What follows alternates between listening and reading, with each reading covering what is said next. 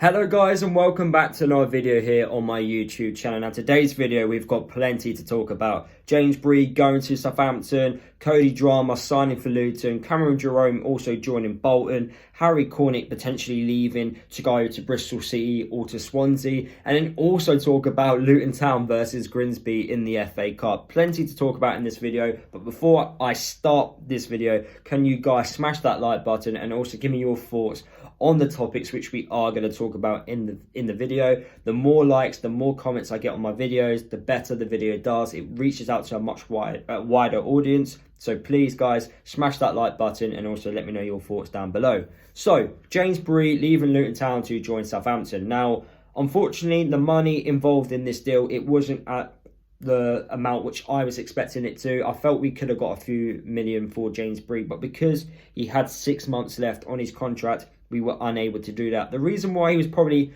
on 6 months left on his contract, I'm guessing Luton would have done negotiations with Bree at some point, but because James Bree, he had an agreement with Luton and with the owners when he was at Aston Villa. He had a year left on his contract when he was at Aston Villa when Luton signed him.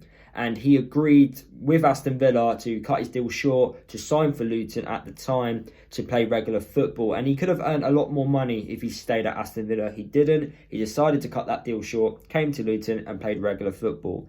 And to be fair, ever since we've signed James Bree on a permanent transfer, he rarely missed matches. You know, he's always fit, considering we've always had like a defensive, injury crisis at the club for the last 2 years. He's always been there, always been the first name on the team sheet, and fair play for him for looking after himself. Set pieces, he's always been an impact from them. Free kicks were always better than his corners. His corners sometimes didn't beat first man, but I can't imagine he'd be taking set pieces at Southampton. Do I think it's a good move for him? Yeah, of course. You know, the owners would have said to him, look, if a good club comes in for you at any point during your time here at Luton, we will let you go due to the agreement that was originally made, and that's obviously happened. Nathan Jones probably knew about that because Nathan Jones was the man who signed James Bree. So that's why Southampton have got him out a really good deal. Hopefully there's clauses in his contract that suggest that if Southampton do well, if they stay up, or if Bree reaches a certain amount of appearances for Southampton, then Luton get a few bonus deals and stuff like that to try and rise that that transfer overall fee. That would be better for Luton. If not, then so be it. But yeah, overall I do think it is a good move for James Bree. He's going to play football at Southampton because they've got injury crisis at right back. And yeah, if they need him to play right centre-half, there is a possibility there. But fair play for his versatility in being able to do that. But yeah, we are going to miss Bree because the amount of chances he does create on the right side of the team. But we have replaced him with a brand new player from Leeds United in Cody Drameh. Cody Drameh, I haven't seen him play and I don't remember much about him. But last season, you know, he was on loan at Cardiff City. But when we've signed him this year, the amount of tweets I've seen, coaches, journalists, all praising and highly rating Cody Drameh is amazing. You know, we look like we've got a really good player on our hands, and I'm really excited to see what he can do as James Bree's replacement. He's got big shoes to fill because Bree, as I've already mentioned, the amount of chances he created down on that right hand side was, it was crucial for us. That's how we scored a lot of our goals through James Bree, whether that would be through free kicks, set pieces, or just crosses into the box. So Cody Drameh, he's going to have to try and... I'm not expecting him to do exactly what James Bree was doing, but we need him to be attacking. We need him to be defensively good as well. And from the highlights which I've seen, he loves to get forward, which is great. And he's really good at tackling the ball, and he's got plenty of pace about him. Leeds rate him that highly. They actually want him to be part of their plans for next season in the Premier League. Well, in the Premier League, if they stay in it. If they're in the Championship, he may actually start and play regular football in the Championship. So it could actually be better for his career if Leeds United actually go down. But, that's a different, discussion there. But for the moment, it's a short-term solution of the replacement of James Bree. And Luton Town, we're in the position to develop his career and make him a much better player for Leeds United for next year. Edwards came out in an interview and said there is a possibility of signing him on a permanent transfer, but I do think that would be out of our price range because some of the numbers which I've seen and that has been quoted some Premier League clubs have been after him and looking at him as well. I do think that will be a lot harder to come by, but who knows what the future holds. And I'm really excited to see what happens with Cody Drameh from now until the end of the season. He's gonna, I imagine, play against Grimsby in the cup. I don't know if he is cup tied. I probably should have, checked that out before recording this video, but I have been at work for the last 2 days and I just haven't had time. That's why the video's gone out late. But anyway, as I was saying, I'm really looking forward to seeing Cody Drameh play in a Luton shirt and see what he can, possibly do. Another departure which has happened at Luton is Jerome. He has left the club. He mutually agreed to terminate his contract early to go up north to join Bolton Wanderers on an 18-month contract. From what I'm hearing, Jerome wanted to move up north due to family reasons, so that's why this move has come about. Jerome, he's going to be missed. His experience on and off the field was crucial. Unfortunately, his legs are going and he is missing that yard of pace. We were using him more as a target man, to be fair, linking up the play with the midfield. He's probably more beneficial off the pitch than he was on the pitch, but I still felt, he still had a role to play at Luton, especially from now until the end of the season. Unfortunately, that isn't to be.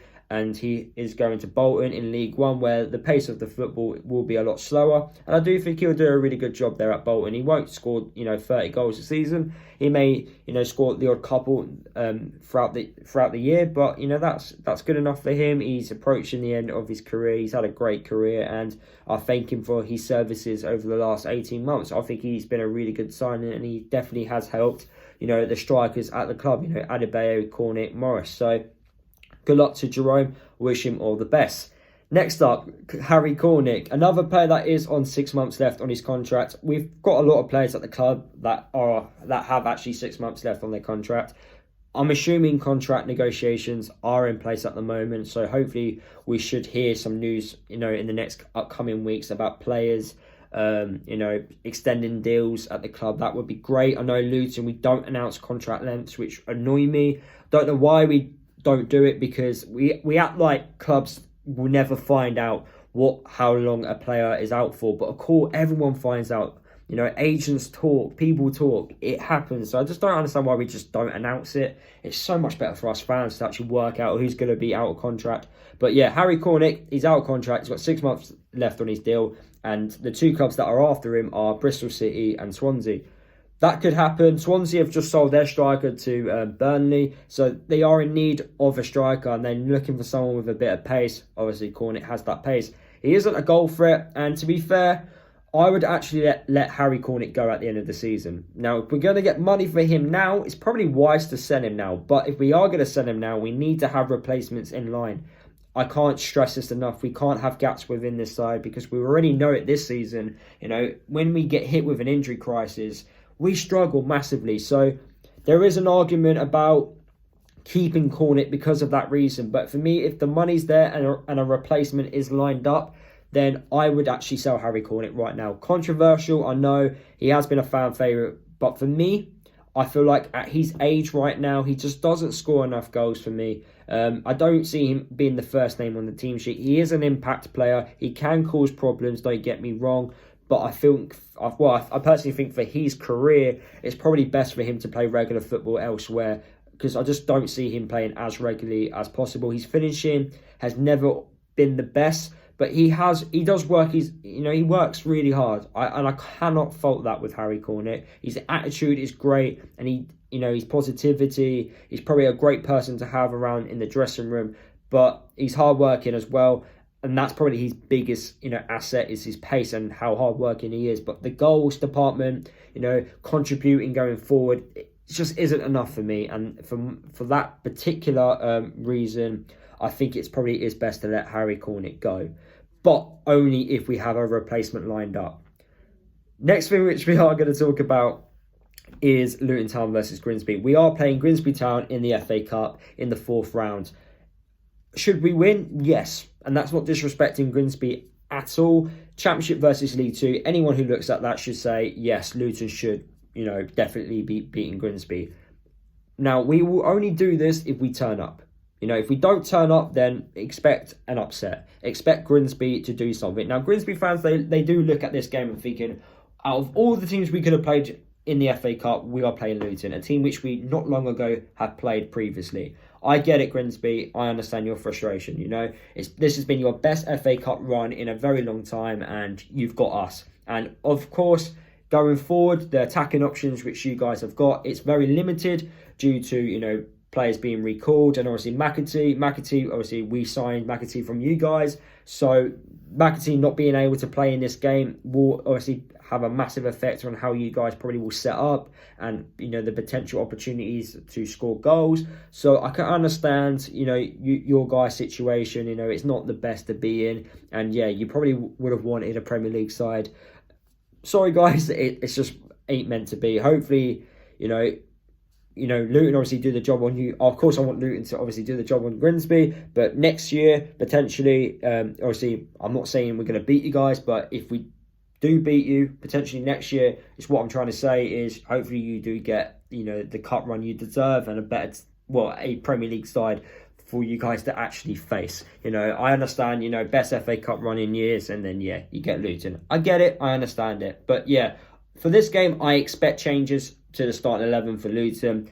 I actually expect players like Harry Cornick to actually start and get some minutes. I'm expecting the likes of Luke Berry, Reece Burke, players that, you know, have had injuries to actually get some first team minutes as well. And yeah, I'm actually expecting Grimsby just to set up with 11 players behind the ball and counter-attack. I have no issue with that. They're going to say, come and break us down, Luton. You know, we've got a really good record since Robert Edwards has been Luton Town manager. So I can understand their philosophy and the tactics which they would deploy in this game against Luton.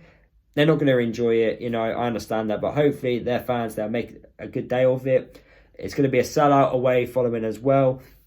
I think they're also bringing lots of haddocks in their away end, and probably making it a good day out for themselves. So, you know, fair play for that, and I have, you know, massive respect towards Grimsby for that. But yeah, I'm expecting Luton to win, as I already said. It would be a cut upset if we, you know, don't beat Grimsby. As I've already mentioned, you know, they're limited with attacking options. They've, you know, I don't know who could potentially score their goals for Grimsby at the moment. You know, it is a little bit worrying times for them. They definitely need to sign some players. But yeah, at this moment in time, I just think Luton, you know, we're strong enough. We should be winning this game. We've got Cardiff midweek as well, with something which we need to also worry about. But yeah, we need to do the business.